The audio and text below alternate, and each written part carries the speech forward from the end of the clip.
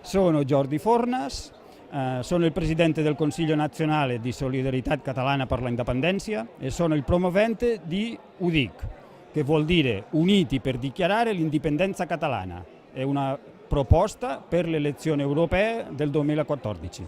Sono venuto a spiegare un po' qual è il passato e il presente della situazione politica in Catalogna per quanto riguarda l'indipendenza e a fare una proposta di futuro che serve tanto per la Catalogna come per il Veneto, come per qualsiasi altra nazione europea che si voglia indipendizzare, attraverso le elezioni europee del 25 maggio dell'anno prossimo, 2014. Per cui con una candidatura plebiscitaria si può fare il referendum di autodeterminazione.